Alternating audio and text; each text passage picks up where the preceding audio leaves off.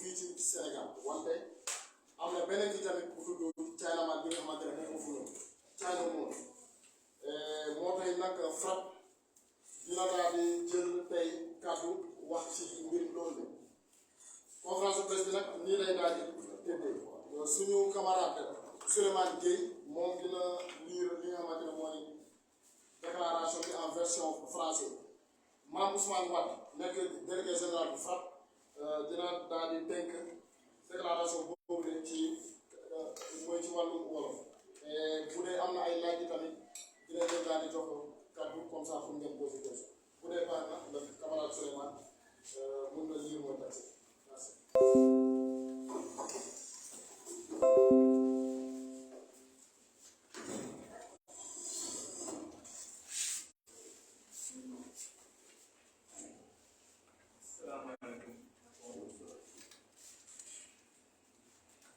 Après Auchan et Carrefour,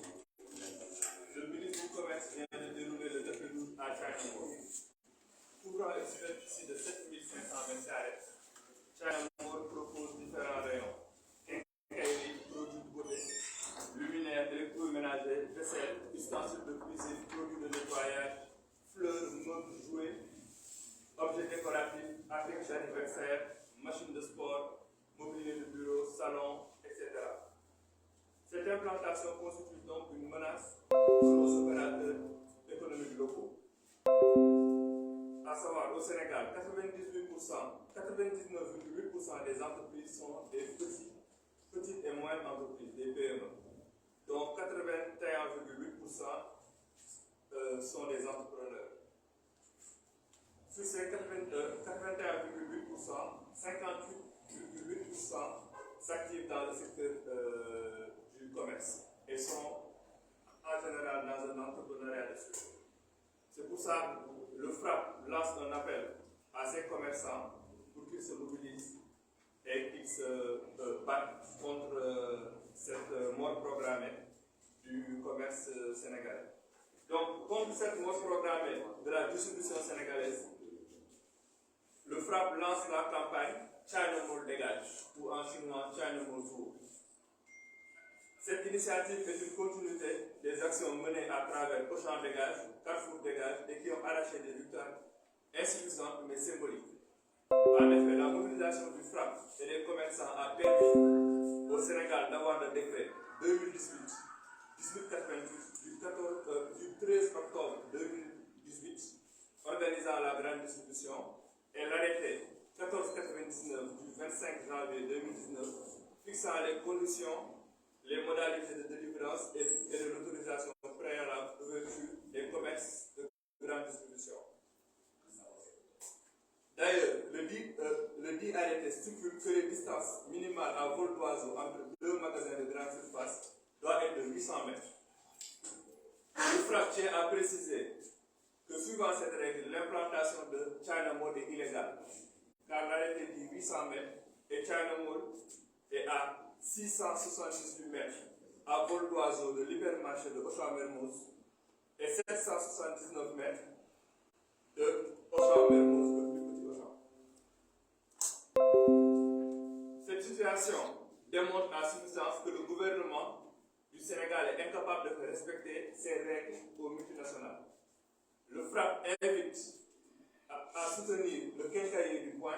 le jeune menuisier du quartier, la brave vendeuse en ligne pour un véritable développement économique endogène. Le FRAPP réitère encore son appel à tous les Sénégalais à soutenir les commerçants sénégalais et aux commerçants sénégalais à se battre pour une distribution endogène au Sénégal. Le FRAPP profite de cette tribune pour faire savoir que l'ouverture de ces différents magasins de la grande distribution suit le calendrier afro-impérialiste et suicidaire acté par les gouvernements sénégalais, africains, dont le Sénégal, à travers la zone de libre-échange continentale qu'on appelle la ZLECA.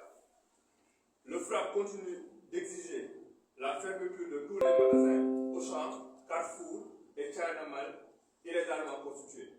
La publication des études d'impact d'implantation de ces multinationales de la grande distribution et des assises nationales de la grande distribution. Fait à Dakar le 27 mars 2023 par le secrétaire exécutif national. Merci beaucoup, camarade Souleymane Gueye, membre du secrétariat exécutif national du FRAPP. Ñu jox kàddu gi Mame Ousmane Wade nekk délégué général bu FRAPP. jërë ngeen jëf suñu mbokku journaliste yi ginnaaw bi ñu leen ñëw baalu leen àq ci koor gi leen di baal àq ñu di jégaluwaat ci seen côté ci retard bi même bu dee fukki minute la sax bëri na ñu ngi ciy taxaw baax na jégalu damay wéy di wax li nga xamante ni moom mooy déclaration bi nga xamante ni moom la Souleymane doon liggéey nasaraan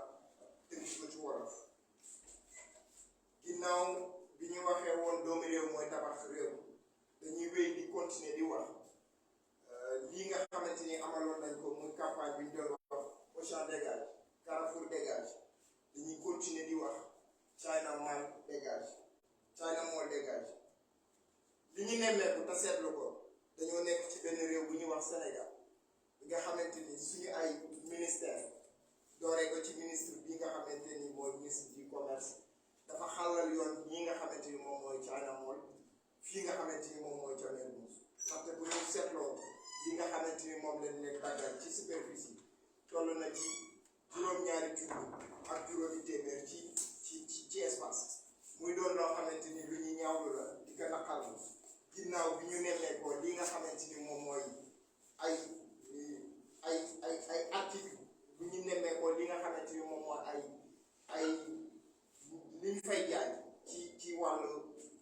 produit quincaillerie li ñu fay jaay ci wàllu produit de beauté li ñu fay jaay ci wàllu électroménager li ñu fay jaay ci wàllu ndab ak li nga xamante ni moom la ñuy utiliser ci cuisine dañ ko nemmee ko dañu gis ne dafa jéggi daay ba ci li nga xamante ni moom mooy foyekaayu xale ci loolu dañu continuer di wéy di naqarlu implantation bi nga xamante ni moom la China Mall implanté wu fii ci Sénégal te mu doon loo xamante ni dëppwul benn yoon ak li nga xamante ni moom lañ doon xaar ak liñ doon xeex Sénégal nag moo nekk réew bi nga xamante ni téeméer boo jël ci ay entreprise juróom-ñett fukk ak juróom-ñett yu toftal juróom-ñett ay entreprise yoo xamante ni yu ndaw la wala yu digg doom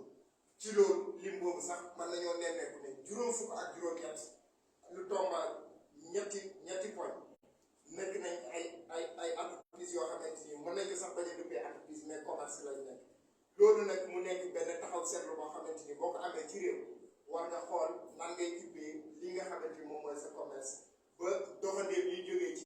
ci bitim réew bu ñu ñëwee di la attaqué ci wàllu bu ne ba ndaw yi nga xamante ni ñoom nga am du ñu mën a gis seen bopp boo waral lii nga xamante ni moom mooy dee yi ñuy gis ci Méditerranée dee yi ñuy gis ci désert du Sahara wala yeneen ak yeneen yi nga xamante ni ñi koy faral di gis bu pëccoxoo am ay ndaw di profité di def leneen lu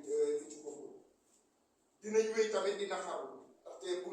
bu ngeen seetloo en 2018 bi ñu fiy xeex ci wàllu Auchan dégage xeex nañ ba sonn donte naam am na yoo xamante ni gañe woon nañ ko bokkoon nañ ci décret bi nga xamante ni moom mooy décret 1888 du 3 octobre 2018 décret boobu kat ay lay donte sax taxu ñu ngoon xeex nekk décret boo xamante ni jàpp nañ ne lu doy dal suñu xeex la woon ndaxte jàppoon nañ ne mënoon nañu am lu gën décret boobu nga xamante ni amoon nañ ko en 2018 waaye décret boobu sax dañu gis ne France xandir décret boobu utilisé wuñ ko ci lii nga xamante ni moom mooy suñu commerce ndaxte dañoo am réew boo xamante ni ñi ñi jiite dañuy raay dañuy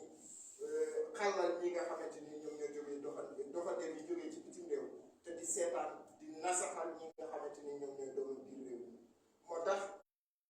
dañuy wéy di wax di ñaawlu di naqarlu li nga xamante ni moom mooy nekkin ak sos li nga xamante ni China Mall cos na ko te Auchan sosoon ko ci te Carrefour sosoon ko fi te ñeneen sax Indiana wala ñeneen wala Lidl wala Walmart ak kum ci manti doon dinañ continuer di wéy di am taxawaay bi nga xamante ni képp ko fi taxawee ci taxawaay bu dëppoowul ak li nga xamante ni moom la ñuy xaar dinañ continuer di yëkkati suñu kàddu di naqarlu li nga xamante ni moom mooy implantation wu loolu nga xamante ni moom mooy grande surface yi bu ñu ñëwaatee toujours ci décret bi dafa wax ci diggante ñaari marché tubaab yi bu mel ni Auchan wala Carrefour ak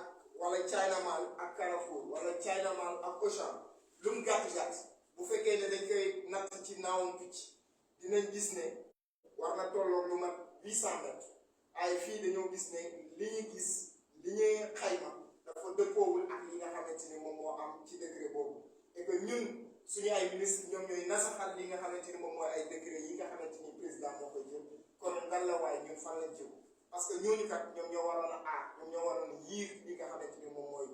dogal yi nga xamante ni président mi ngi koy jël ak gouvernement bi waaye ñoom la ñu nemee ko ne ñoom ñooy continuer di wéy di nasaxal li nga xamante ni moom mooy Sénégal li mooy ay institution loolu tamit dañ koy ñaawlu te ci ñaawlu bi du ñu am rek ci ñaawlu dañu continuer di wax lii mënul wéy dañoo war a taxaw seetlu ci lii nga xamante ni moom mooy implantation yi fi am FRAPP nag dina soutenir képp ku nga xamante ni quincaillerie nga yor nga nekk ci koñ bi wala nga nekk ci koñ ba ca des képp ku nga xamante ni da ngay jaay ay ndab képp ku nga xamante ni commerçant nga donte sax yaa ngi ci réseaux sociaux yi di jaay li ngay jaay di ci am sa sutura ak sa teraanga ñu ngi lay lancer un appel di la wax ne ñëwal ñu ànd xeex bi ndaxte njort nañ ne ñii kat luy bëgg génne ñu Sénégal ba pare duñ xam fu ñu jëm et fu ñu fa dem fu ne duñ fa am place moo tax dinañ continuer di wéer xeex bi ci wàllu grande surface dégage et que duñ ci am benn xaj ak seen que ça soit mu doon Auchan que ça soit mu doon Carrefour que ça soit mu doon China Mall que ça soit mu doon Lidl comme ci man ci doon rek dinañ continuer di wéy di amal li nga xamante ni moom mooy xeex bi nga xamante ni moom mooy grande surface dégage waaye dinañ continuer di wax li ñu doon wax en 2018 muy li nga xamante ni moom mooy li ñu jot ne mooy lu gën a mën a ñàkk lu gën a mën a ñàkk ci wàllu implantation yeeg yi ni mel ndaxte kat li war a am déjà ba war a am ba pare mooy nañ tëj yi nga xamante ni dañ leen ubbi ci anam yi nga xamante ni dëppoowul ak yoon te bëri nañ ci yu ci bëri cité woon nañ ko suñu conférence yu bëri ñëwoon nañ ci beneen bi ci topp nañu def benn publication parce que kat jot nañ ne ministère du commerce bi ñuy dem bay accordé yi nga xamante ni mooy China Mall ak ñeneen ñi ñu mel defoon nañ benn étude d'impact bi wane ne ñii kat bu ñu ubbee fii ñu nekk du yàq dara ci keneen ki nga xam ne dafa nekk ci ruqam di daan dooleem et que lii moom mooy luy suturaalam bi nga xamante ni ci la yaakaar moo tax ñu jàpp ne étude boobu noonu mënul ñàkk waaye tamit lu ñuy xëy di lu ñuy continuer di wax rek mooy assise de la distribution ñi ngi woo commerçant yëpp ñi ngi woo sénégalais yëpp de tout bord te gouvernement bi moo war a jiitu ci loolu naam ñun ñoo koy woote mais moom moo ko war a woote et malheureusement jot nañ ne gouvernement bii nga xamante ni moom mooy assister à ce que Auchan ak Carrefour ñuy am distance yoo xamante ni dëppoowul ak li décret bi wax wala China Mall ak Auchan Mermoz dëppoowul ak li décret bi wax ñu toog seetaan ne même yaakaaruñu ne gouvernement bi moom mooy woote li nga xam ne moom mooy assise de la distribution waaye nag dinañ wéy di amal xeex bi parce que nag jàpp nañ ni lii waratul mën a nekk ndaxte ndaw yi nekk ci biir Sénégal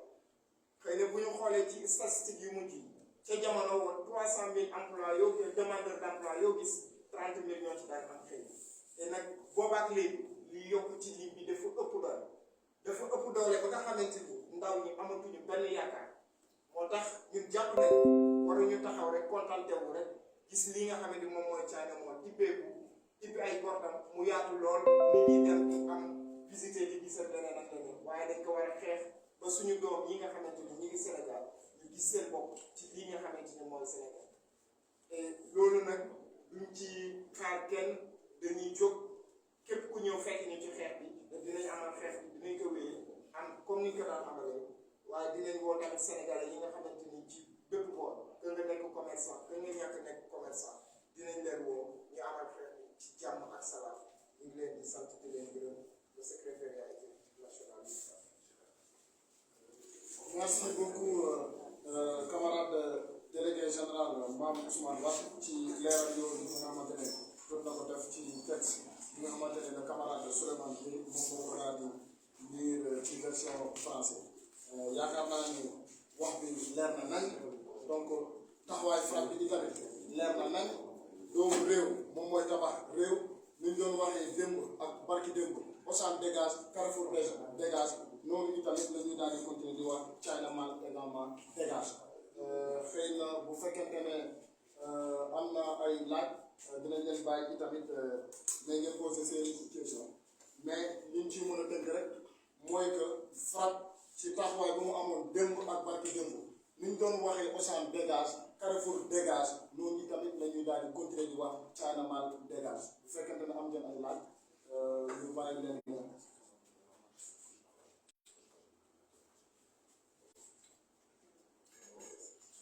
Quand est-ce que vous comptez démarrer la campagne pour China Mall dégage?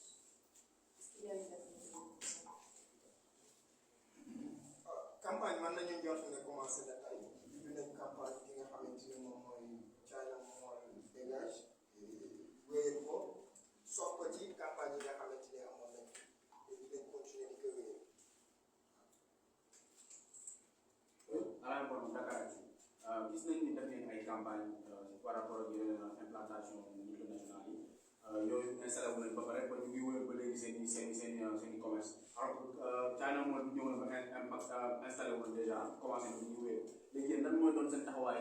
ak seen taxawaay bi nan lay différé ak bu njëkk bi ngeen doon def pour ngeen solutionné par exemple seen dénonciation. li njëkk tey ci liñ nemmeeku déjà maa ngi koy wax sànq boo xoolee li décret bi wax décret 1888 2018 daf ne diggante Auchan Mermoz ak China Mall dafa war a nekk ci 800 mètres et bu ñu xoolee ci chiffres yi ñu am dafa nekk ci juróom-ñaar téeméer ak juróom-ñaar fukk ak juróom-ñeent ci noonu la toll c'est-à-dire mooy 779,45 mètres diggante Auchan Mermoz ak China Mall loolu moom mooy bu mag bi ak bu ndaw bi. bu mag bi moom mooy 678,4 mètres à vol d'oiseau bu ndaw bi mooy bu nekk Auchan moom Mermoz bi mooy 779,45 mètres c'est-à-dire loolu rek dafa dàq loolu rek dafa tëj li nga xamante ni moom mooy China Mall ndaxte mën nañu sax ne naam bi ñuy décret bi di doog a génn parce que gisoon nañ ci ay irrégularités yu mel ni Auchan bu Castor ak marché Castor matul 1 kilomètre te dañu woon marché Castor c'est-à-dire suñu commerce ñun mooy suñu marché yi nga xamante ni moom la suñu nday yi daan liggéey ak seen marché yi ñoom dafa war a mat 1 kilomètre mais boobu benn irrégularité la woon mën nañu jël tamit Gibraltar Auchan bu fa nekk ak marché Castor ci leen buñ ko xoolee dañuy gis ne ñaar yooyu noonu matul 1 kilomètre et que yooyu xëy na ay jafe-jafe la woon avant décret bi di am mais bii décret dafa am ba pare bii dafa installé wu ci lu dul yoon et que bokk na ci forme bi déjà dénoncé ko wane lii nii dafa am ay irrégularité matul li ñu wax et que du ñu am rek ci lii danañ bind danañ ci def niñ ci wax waaw dinañ bind yoon dinañ xool bu yoon deful li mu war a def dinañ wàcc sur le terrain xool ban forme la ñuy utiliser ba nga xamante ni lii mun lañ nemmeeku le ministère du commerce président jëloon dogal boobu moom mu seetaan loolu ba loolu am ñun dinañ leen faire revenir à la raison.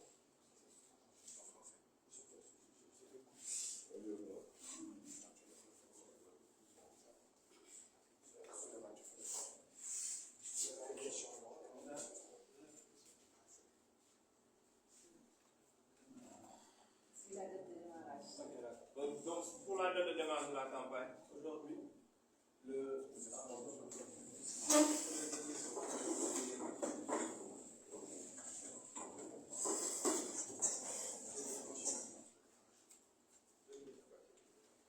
donc, s'agissant de la date de démarrage de la campagne, cette conférence de presse-là marque le démarrage de la campagne. C'est une conférence de presse pour appeler tous les Sénégalais à venir se joindre à cette campagne, spécifiquement les commerçants. Et donc, c'est aujourd'hui le lancement de la campagne, comme toutes les autres campagnes. C'est plus une continuité d'une campagne qui existe déjà. Parce qu'on a déjà une campagne Auchan dégage, Carrefour dégage. C'est une continuité des campagnes sur la distribution. En ce qui concerne les actes par rapport à China Mall, vous avez vu que quand on a commencé les actions avec Auchan et Carrefour, on a eu le décret. Donc le décret était, on va dire, une mère consolation. Mais aujourd'hui, China l'implantation de China Mall, de l'attaquer en justice, parce que son implantation viole 2 fois via Auchan Mermoz et l'hyper Auchan de Mermoz. Les distances entre entre China Mall et ces 2 supermarchés violent ce décret. Donc, sur les Auchan de Gibraltar, Auchan de Parcelles qui est aussi à moins d'1 kilomètre de marché Casco. Ce qu'on nous avait mis comme argument, c'était que l'implantation a été faite avant le décret. Mais là, cette implantation a été faite après le décret. Donc, on appelle tout, on va y aller comme pour toutes nos campagnes de manière crescendo. On va déjà saisir la justice, on va saisir le gouvernement du Sénégal et on va appeler tous les commerçants à venir nous rejoindre pour qu'on se mobilise, pour qu'on ferme définitivement China Mall qui est implanté illégalement au Sénégal. C'est bon, hein?